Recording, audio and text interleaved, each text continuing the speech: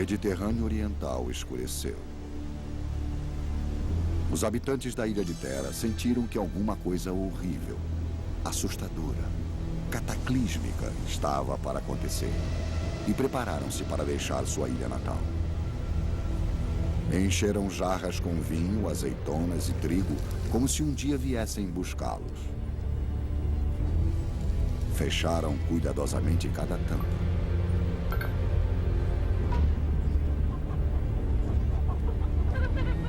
Mas suas posses mais preciosas, seu ouro e suas joias, levaram com eles quando correram para os barcos.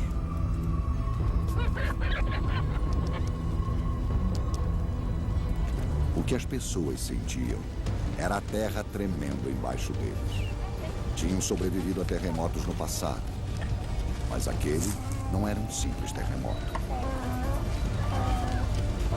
Era o ano de 1628 a.C. As pessoas jamais voltariam para buscar suas azeitonas e seu vinho. Simplesmente fugiriam para a noite e para o mar, inspirando uma lenda misteriosa que nos surpreende até hoje.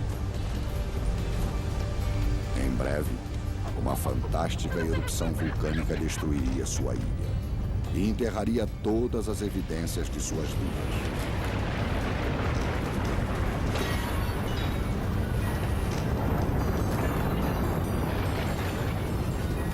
Mas as lembranças permanecem, pegadas na poeira, esperando para ser descobertas.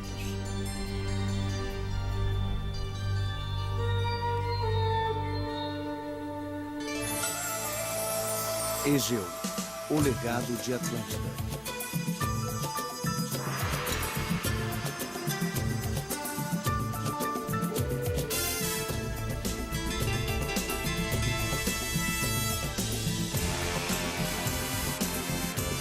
Civilizações Perdidas.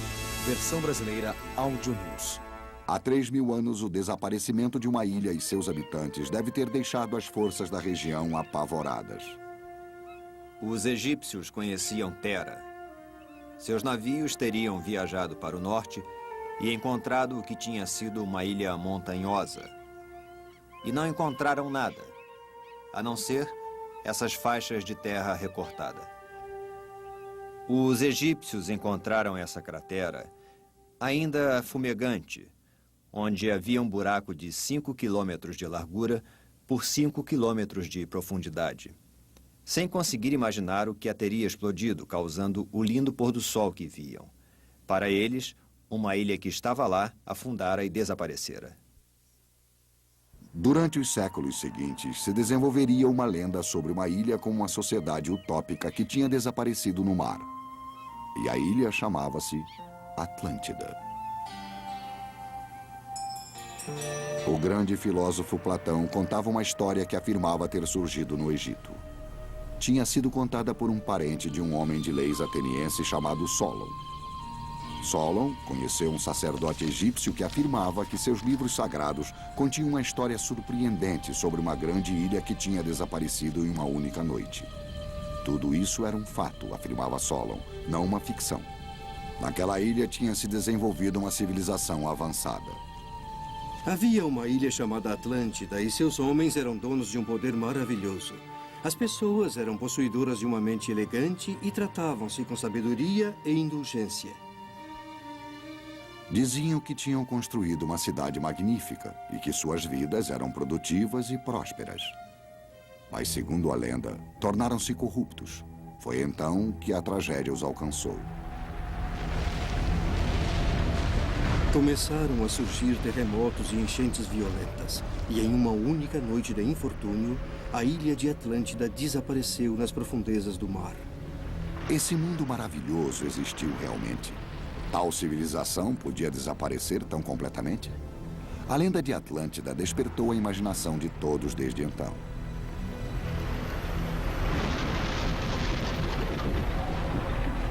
Enquanto a mística crescia, afirmava-se que esse povo antigo possuía computadores, naves espaciais e até armas nucleares.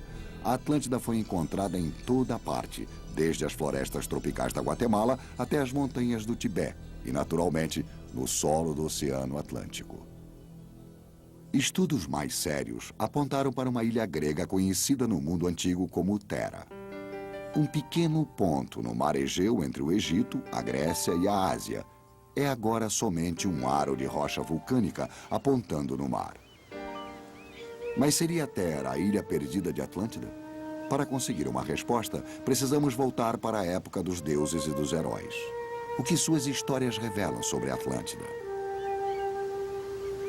Um homem, Homero, é a fonte de muitos de nossos mitos. Mas ele descreveu pessoas, lugares e acontecimentos reais? Para encontrar a resposta, precisamos reexaminar as maiores lendas do mundo egeu. A lenda do poderoso rei grego assassinado por sua mulher e seu amante no dia em que voltou para casa da Guerra de Troia. O temido Minotauro, metade homem, metade touro, que encurralava sua vítima em um labirinto escuro na ilha de Creta. Helena de Troia, o rosto que lançou milhares de navios em uma guerra de 10 anos com os gregos.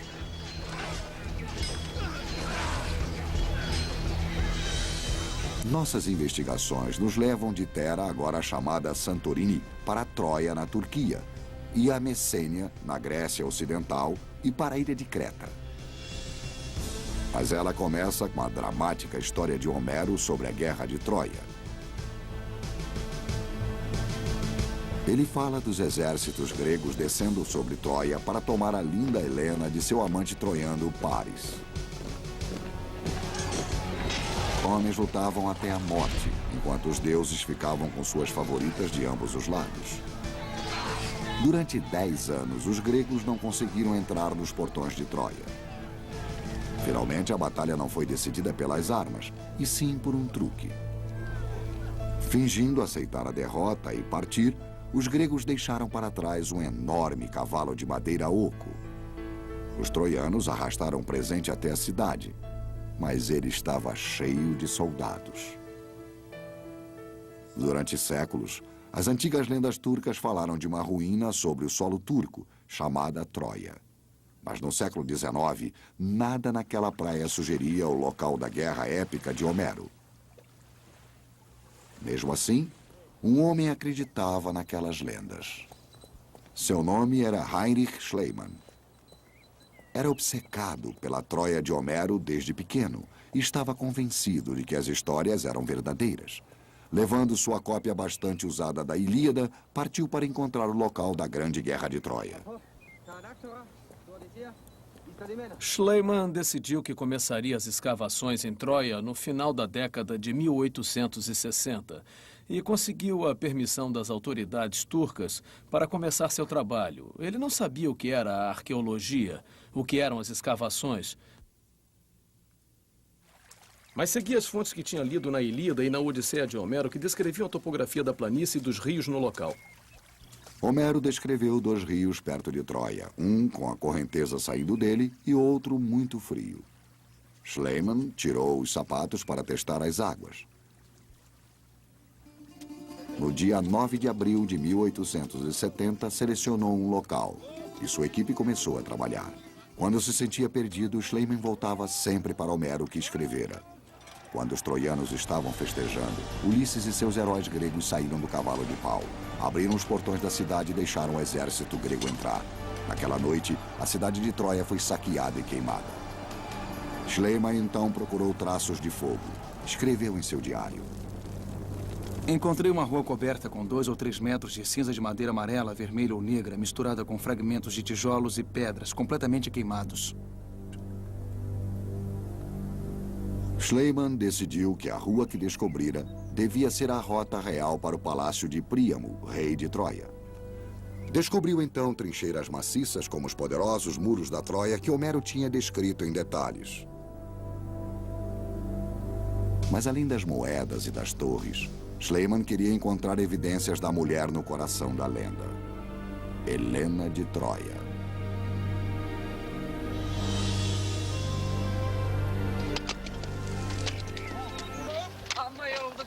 No caminho, encontrou e se casou com sua própria Helena, uma jovem grega que também amava Homero e dedicou-se à expedição de seu novo marido.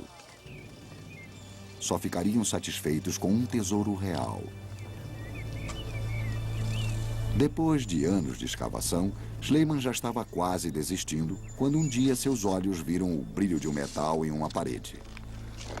Dispensou os trabalhadores e cavou nas rochas com as suas próprias mãos. Aquilo exigia grande cuidado e riscos, pois a parede da fortificação sob o local onde eu devia cavar ameaçava cair a qualquer momento sobre mim.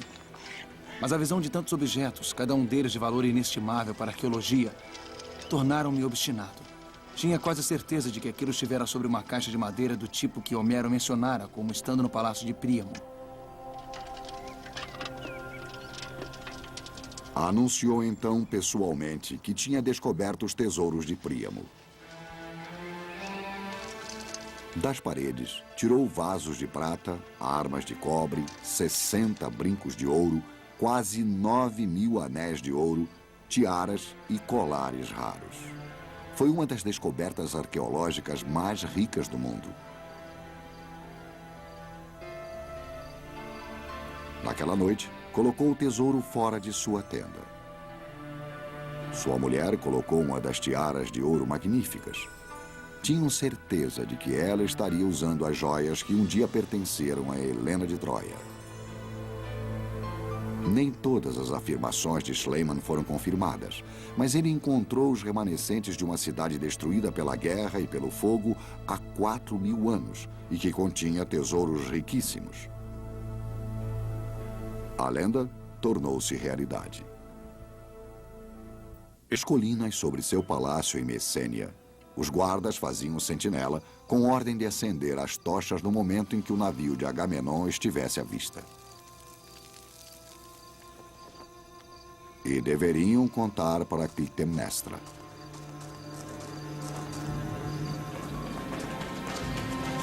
Durante os 10 anos em que Agamenon ficou ausente, ela teve um amante. Juntos, eles planejaram a recepção que fariam para o herói. Uma grande celebração saudaria o retorno de Agamenon. Mas quando a festa tivesse terminado, a rainha e seu amante entrariam silenciosamente no banheiro real.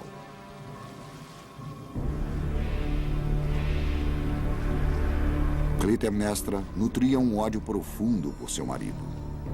Antes de partir para Troia, ele tinha sacrificado sua filha aos deuses para garantir sua vitória.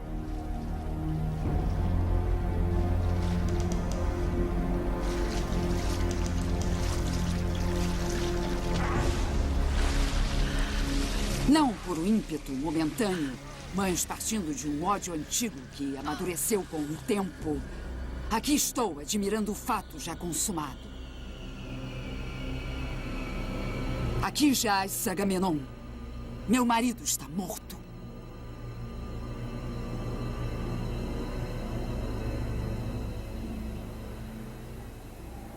Sobre uma colina de Messênia estão as ruínas de uma antiga fortaleza. Schliemann concluiu que deveria ser o grande palácio do rei Agamenon com uma entrada magnífica, guardada por esculturas enormes de leões. A cidadela de Messênia é o melhor exemplo em toda a Grécia do poder desse povo. Está sobre esta proeminência rochosa e comanda toda a planície.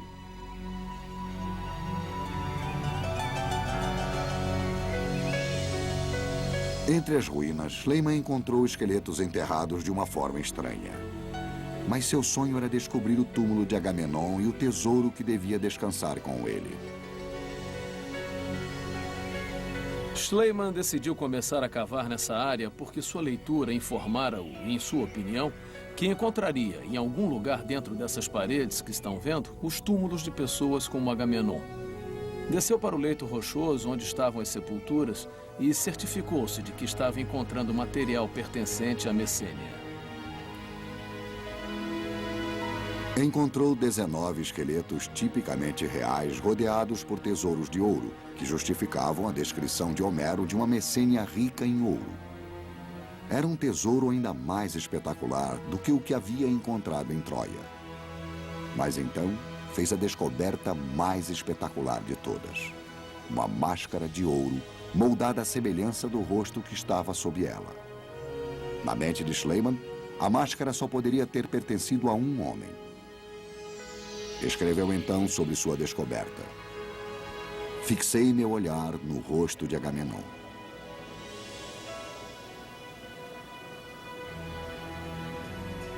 Depois de 3.000 anos, uma identificação precisa seria impossível.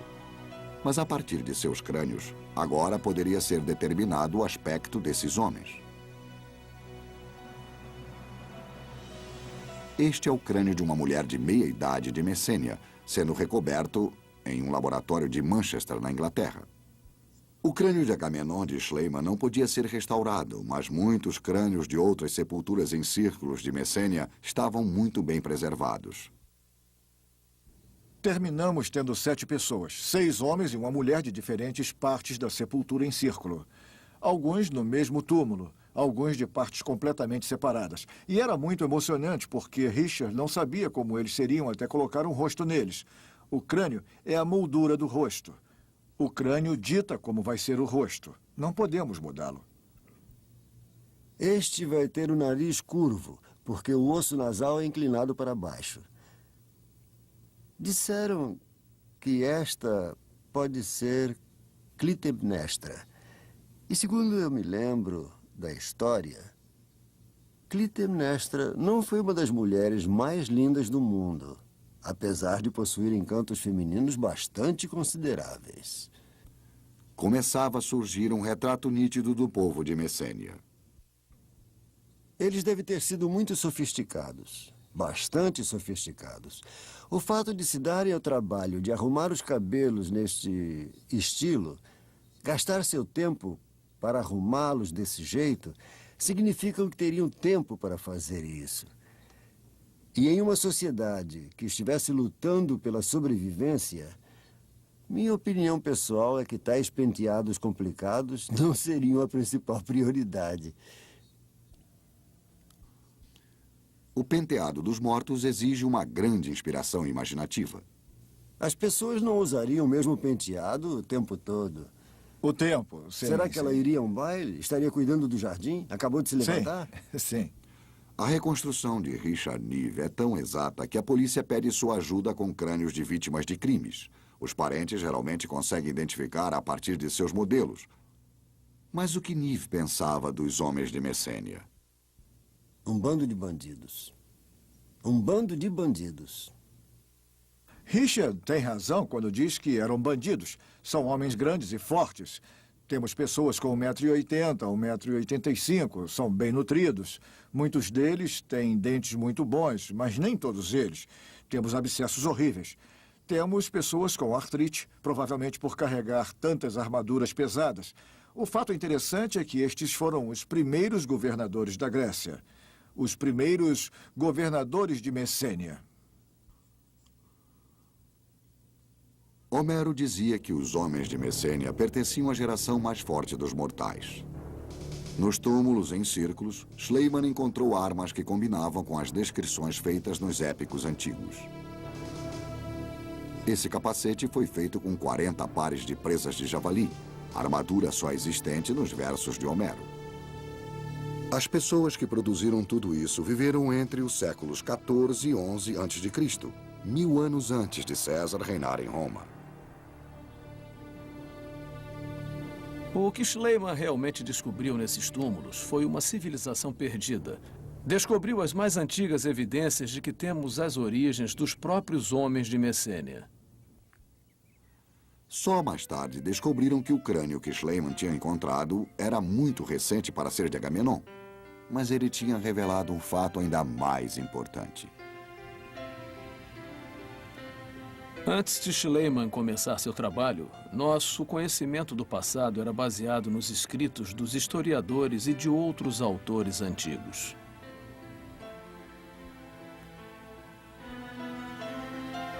Mas agora, as evidências concretas mostravam que essas lendas antigas tinham suas raízes em certezas e em fatos. E se a Troia de Helena e a Messênia de Agamenon eram lugares reais, será que outras supostas lendas também eram?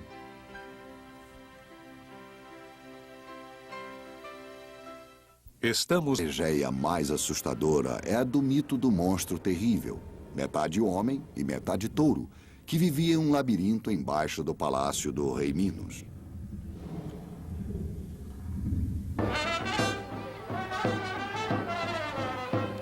Ainda se pode ouvir um eco dessa lenda nas aldeias da Grécia de hoje. Essa é uma cidade de camponeses na ilha de Lesbos.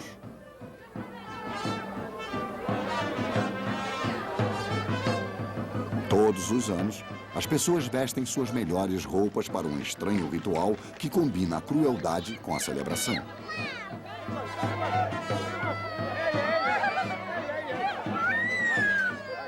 A cidade doou o touro mais caro para ter a honra de ser sacrificado. Apistolis Komniakis é o prefeito local.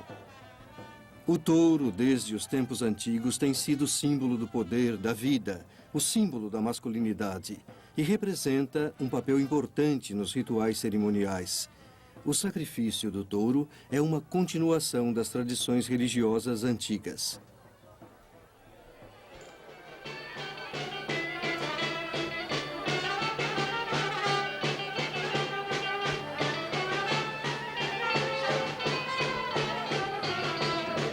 Paniotas Kalograiolis é um aposentado recente de Nova York. A matança do touro não é diferente da que a gente vê se for a um abatedouro, quando matam os animais. E é exatamente o que acontece desde a época de nossos pais.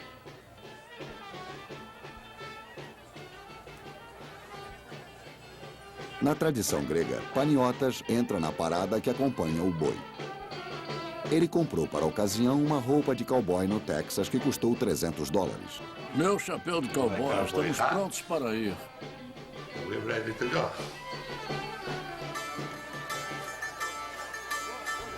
A mitologia grega está cheia de imagens sobre o poder e a potência sexual do boi. Dizem que o mito do Minotauro tem suas origens na paixão luxuriosa da mulher do rei Minos por um touro. Quando os aldeões levam o touro para o local dos rituais nas montanhas, surge um resquício de instintos primários profundamente enraizados. Os fazendeiros locais competem entre si pela honra de cortar o pescoço do touro. Pouco antes de ser morto, o touro parece sentir o que vai acontecer.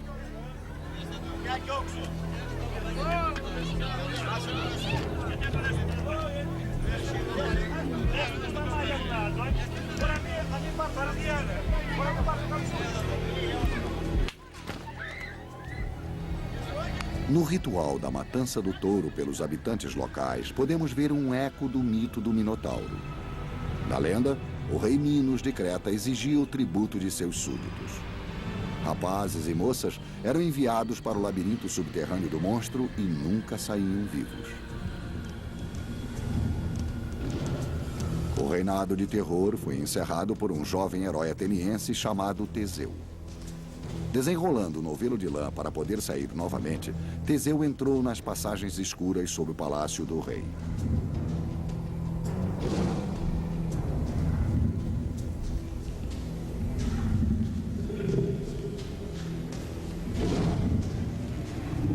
Sua missão era mais do que sua sobrevivência.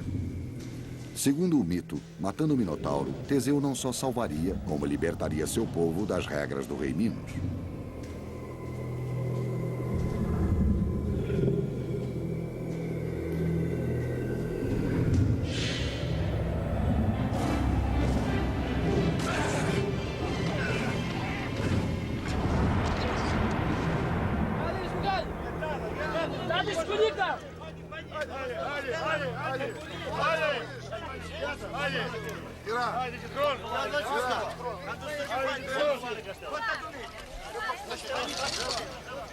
Os gregos pagaram tributos aos rituais dessa fábula durante milhares de anos. Mas a origem desse mito foi revelada somente neste século, e isso se deu por acaso. A trilha de Schliemann foi retomada em Atenas em 1883 e levaria ao primeiro vestígio de uma possível Atlântida. Arthur Evans, um historiador rico e altamente educado da Inglaterra, visitava lojas de antiguidades. Intrigado com as descobertas de Schliemann, perguntou-se se algumas das estranhas pedras que Schliemann tinha encontrado não apontavam para uma civilização pré-grega mais antiga. Pedras de sinete eram como anéis de sinete, usados para estampar imagens em cera e argila. Evans perguntou onde poderiam ser encontradas mais daquelas pedras, e a resposta por toda a parte levava a Creta, o lar lendário do rei Minos. Creta, a maior ilha do mar Egeu. Montanhosa, misteriosa e cheia de mitos. Viria a ser o cenário da maior descoberta de Evans.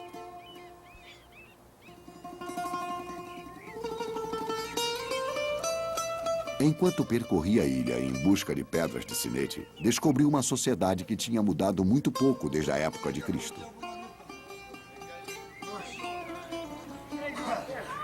As mulheres locais chamavam essas pedras de pedras de leite e recusavam-se a vendê-las para Evans, temendo que o leite secasse nos seios das mães. Para encontrá-las, disseram-lhe que ele teria que ir a um lugar chamado Knossos, onde diziam haver um palácio sob o solo. Evans começou a escavar em Knossos e logo descobriu uma coisa muito mais interessante do que as pedras de sinete. Encontrou um vasto palácio com centenas de passagens e um trono esculpido. Com certeza, seria o trono do próprio rei Minos. O palácio fora construído em 1900 a.C. Era contemporâneo dos grandes faraós do Egito e a construção de Stonehenge. Imediatamente, Evans decidiu reconstruir as seções do palácio para recriar como era a vida há 4 milênios para as pessoas que ele batizou de minoicos, por causa do rei Minos. Surpreendentemente, Evans encontrou afrescos que mostravam como eram os minoicos e como eles viviam. Todas as noites, em um estúdio dominado pelo Touro de Minos, descrevia cuidadosamente o que tinha descoberto naquele dia. Grupos de mulheres estão sentadas e conversando alegremente, vestidas na moda, com cabelos cuidadosamente penteados, aparentemente batendo um papo agradável e ignorando o que se passava na frente delas. Suas mangas são bufantes e seus mamilos são sugeridos sob a camisa. Essas cenas de confidência feminina, de bate-papo e de escândalos da sociedade afastam-nos dos produtos da arte clássica em qualquer época, aproximando-as dos tempos atuais. Creio que os minoicos gostavam de se divertir, adoravam se divertir. Gostavam da vida e bebiam muito vinho. Encontramos os grandes jarros de argila que ficavam cheios de vinho. As mulheres usavam longos vestidos, saias amplas e gostavam de desnudar os seios para as cerimônias religiosas, usando somente uma jaqueta aberta.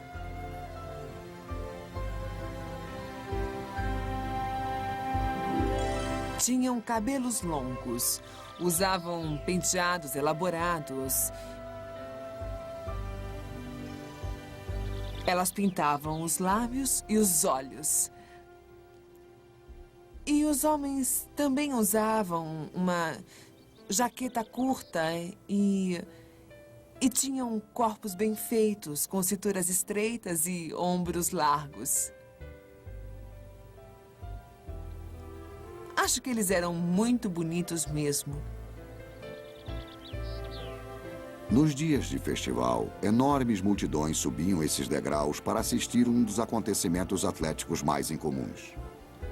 Traziam um touro que mantinham especialmente para essa ocasião.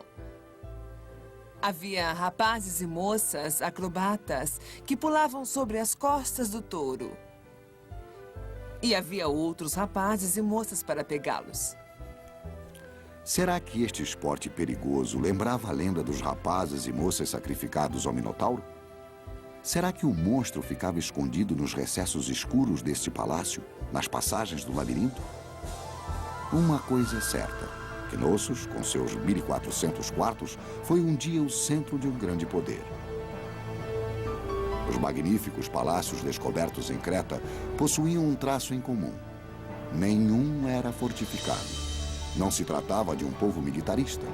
Pareciam mais possuir cultura e ser adiantados. Não era como o povo da história contada por Platão sobre a Atlântida. O legado dos minoicos foi o amor pela arte, o amor pela cor. E talvez o amor pela vida.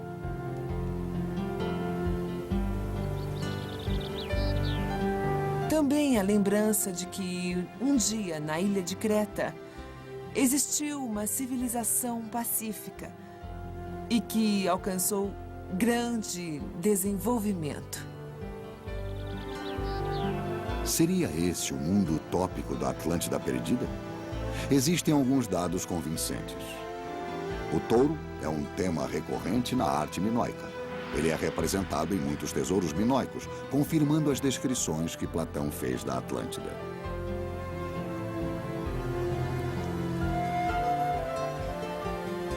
Encontramos as taças de ouro que Platão descreveu com a cerimônia do boi gravada nas laterais, representando o touro amarrado com laços e corda, o que é uma coisa única, característica da era minoica. Charles Pellegrino estudou as evidências arqueológicas ligando os minoicos do Egeu e o povo da lenda de Atlântida de Platão. No início do século, quando a civilização minoica estava sendo desenterrada, um dos primeiros arqueólogos a chegar ao local à procura de pinturas das cerimônias do touro disse: "Isso é Platão, esta é a Atlântida da história." Mas, diferentemente de Atlântida, Creta não desapareceu no mar em uma única noite.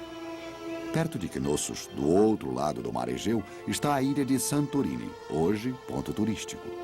Suas casas estão penduradas em uma rocha vulcânica. Essa é a ilha conhecida antes como Thera, a ilha que foi destruída por uma violenta erupção há 3.000 anos. Quando essa explosão ocorreu, o Império Minoico estava em seu auge. Essa civilização poderia ter se estendido até Thera? Seria uma civilização que desapareceu em uma única noite? Novas e fascinantes evidências revelaram que não se tratou de uma erupção comum. O desastre de Thera foi a maior explosão natural que o mundo já viu. Tente imaginar um ninho com aproximadamente 150 bombas de hidrogênio explodindo no mesmo lugar no espaço de tempo de um soluço. Imediatamente depois da explosão, teríamos um buraco de 128 quilômetros de largura e 1,5 km de profundidade. E todo o Mediterrâneo tentando preencher esse buraco rapidamente. Durante um período, teríamos cachoeiras que envergonhariam as cataratas do Niágara para sempre. A Rainha Elizabeth II, no alto da cachoeira, pareceria um raminho caindo em Niágara. Foi uma explosão tremenda. Os seres humanos jamais viram ou ouviram nada parecido antes ou depois. A erupção causaria uma onda que alcançaria 50 quilômetros até as praias do mar Egeu. A onda teria alcançado uma altura de 260 metros. Tente imaginar uma onda que alcance a metade do Empire State Building. O ruído deve ter sido ouvido em continentes distantes. A Science Forense e os registros antigos marcam como uma data possível 1628 a.C., como o ano da explosão que enviou uma nuvem densa de cinzas até o Oriente Médio e por todo o mundo. Durante 9 dias, ninguém viu o rosto de ninguém.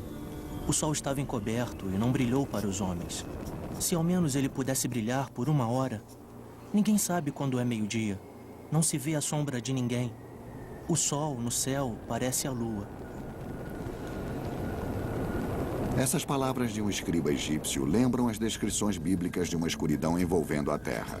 Existe uma evidência de uma data precisa em que a nuvem alcançou a China. No 29º ano do reinado do rei Jai, o sol apagou-se. O gelo apareceu nas manhãs de verão e geou durante 6 meses. Chuvas grossas cobriram as casas e os templos. As 5 colheitas de cereais secaram e morreram.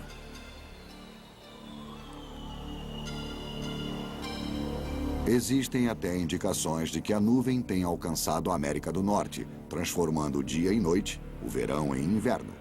Na Califórnia, o núcleo de um pinheiro de 5.000 anos mostra um anel de células escuras datando desse mesmo período. Quando voltamos ao ano de 1628 a.C., encontramos essas cicatrizes causadas pelo gelo nos pinheiros da Califórnia. Encontramos cinza de Terra no Nilo que pode ser comparada a uma impressão digital. E na capa de gelo da Groenlândia, onde todos os anos a neve acumula-se, dando-nos uma espécie de impressão digital de todas as eras. Podemos penetrar em uma geleira e contar 7 anos a partir de 1628 a.C., ver o enxofre e as cinzas que podem ser da explosão de Terra. As cinzas que cobriam as ruínas de uma cidade antiga levariam outro brilhante detetive histórico à mesma lenda. Em 1967, Spiridon Marinatus começou sua busca de remanescentes minoicos sem ideia do que encontraria sob a cinza vulcânica. Descobriu primeiro sinais de muros, depois de toda uma rua, e então dúzias de jarros gigantescos, cheios de produtos, como se esperassem a volta de seus donos. Não havia corpos, nem ouro, nem joias. Mas o que Marinatus e sua equipe descobriu foi ainda mais surpreendente. Com grande cuidado, eles começaram a achar afrescos exóticos.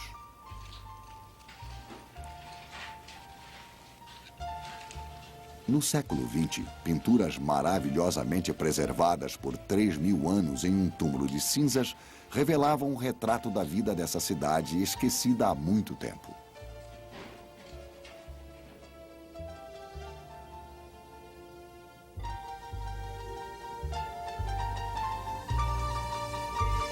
Muitos aposentos tinham afrescos em todas as paredes.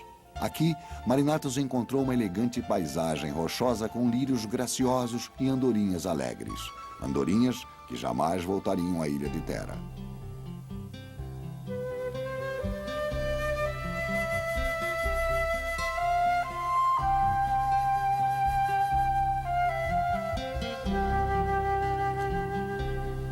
Encontramos afrescos em todas as casas, praticamente em todos os aposentos, com coisas que as pessoas aparentemente amavam, e muito diferentes do que é encontrado no resto do mundo. Se formos ao Egito ou à Síria, geralmente encontramos temas de guerras e conquistas. E se formos à ilha de Terra, encontramos pinturas de mulheres recolhendo açafrão, outras mostrando crianças brincando, lutando.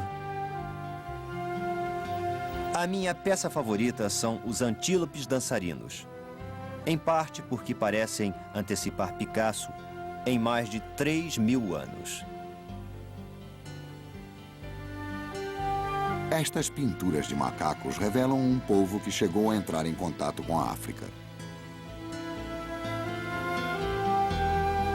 Como em Creta, as mulheres usavam blusas transparentes, vestidos e penteados elegantes, não era absolutamente uma sociedade primitiva.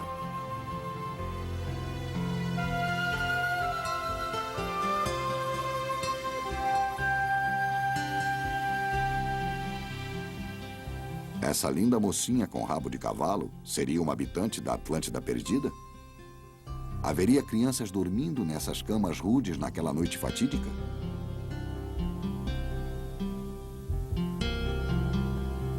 Toda a evidência aponta para a Terra como sendo uma ilha próspera. Seus portos eram cheios de barcos, na lenda de Atlântida de Platão.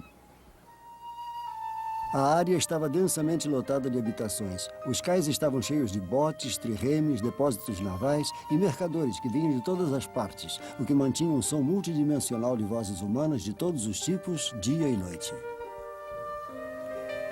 Segundo Platão, a Atlântida fazia comércio com o Egito, assim como o povo de Terra. E havia ainda outras semelhanças. Platão escreveu: Eles construíram casas e fizeram cisternas. Tinham fontes, uma com água quente e outra com água fria, que jorravam graciosamente. Na ilha de Terra, encontramos casas com vários andares que possuíam uma rede de encanamento. Existem pistas de que pode ter havido até água corrente nessas casas. Encontramos toaletes com descarga milhares de anos antes de supostamente serem inventados. Encontramos evidências de chuveiros, banheiras, muitas coisas que consideramos muito adiantadas e que, na época de Platão, também já eram adiantadas. Platão também acreditava que a Atlântida ficava no Oceano Pacífico, mas os gregos tinham a tendência de localizar os grandes acontecimentos míticos fora de seu próprio mundo. Na época, era simplesmente o mar Mediterrâneo, e Pellegrino tem uma explicação para o exagero do tamanho da Atlântida de Platão. Platão nos disse que a civilização atlântida dominava uma área muito grande e que era do tamanho da Líbia juntamente com partes da Ásia. E Tera não possui todo esse tamanho. Mas quando olhamos Tera como sendo somente um subúrbio da civilização minoica, que estava centralizada na ilha de Creta, cujos navios pareciam ter chegado até a Inglaterra, ao Egito e ao Mar da Galileia, vemos que era uma grande força econômica mundial e que dominava praticamente todo o mundo mediterrâneo. É como se a lenda de Atlântida fosse a história da civilização minoica. Quando o vulcão de Tera entrou em erupção, teria destruído a marinha minoica em Creta, precipitando seu declínio lento e inexorável. A explosão em Tera produziu vários terremotos catastróficos que destruíram os palácios de Creta há aproximadamente 1450 anos antes de Cristo. O único palácio que sobreviveu foi o Palácio de Knossos. E durante mais outros 50 anos, Knossos continuou a ser um palácio próspero. Só que nesse período, os habitantes de Messênia eram os donos desse palácio. O povo de Messênia tinha inveja desse poderoso império com suas obras de arte e cidadelas magníficas. E quando os vários terremotos devastaram essa civilização anteriormente florescente, os messênios invadiram-na. Com uma força militar superior, conseguiram uma vitória fácil. A trilha de desastres não terminou aí. Como sucederam mais terremotos sobre o império já decaído, o povo assustado resolveu fazer um sacrifício extremo. No alto desta montanha, o sangue de um jovem foi oferecido aos deuses em vão. O terremoto veio assim mesmo. Nestas ruínas, os crânios dos sacerdotes e sacerdotisas que fizeram sacrifício foram encontrados e reconstruídos. Esta é a sacerdotisa do templo de Arcanes, na ilha de Creta. O crânio teria sido amassado e fragmentado com a queda das pedras quando o templo ruiu, muito possivelmente incendiando-se em seguida.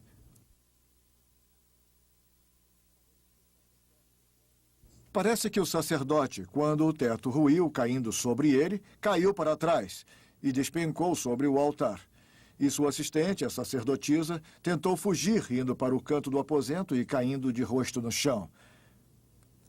Foi encontrado no altar o corpo de um jovem de 18 anos, amarrado da mesma maneira que o touro para o sacrifício da arte minoica. Foi um fim trágico para uma civilização pacífica e estranhamente moderna.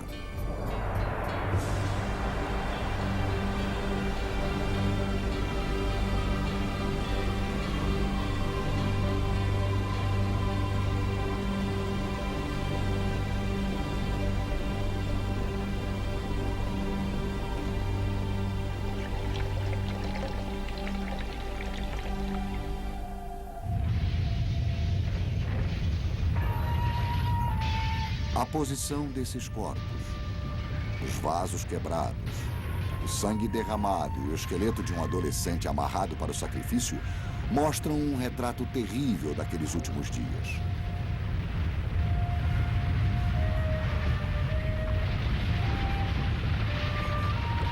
Todas as civilizações declinam e desaparecem um dia. Mas os terremotos catastróficos finalmente destruíram completamente tudo. Não só os palácios, mas as cidades e até a menor aldeia. Tudo caiu ao solo. Foi catastrófico. Quando olhamos para todas as peças do quebra-cabeças e examinamos objetivamente o declínio da civilização minoica, sua tomada pelos gregos do norte, tudo se encaixa perfeitamente com a história contada por Platão. Eles pertenciam à primeira civilização europeia. Até este século, ninguém sabia ao menos que eles existiram. Mas as revelações recentes nos levaram a mais de 3.000 anos para descobrir um povo pacífico, artístico, mas que finalmente foi condenado. Era um mundo que foi atirado a uma fome terrível, assim como a sua desorganização. E não como é hoje, que temos a Cruz Vermelha Internacional para nos socorrer, que temos as Nações Unidas para nos ajudar. Era um mundo que, quando o Mediterrâneo entrou em caos total, estava completamente sozinho. As lendas de uma utopia perdida sempre assaltaram as sombras da história.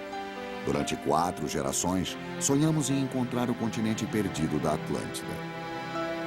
Talvez agora, no mar Egeu, finalmente tenhamos encontrado.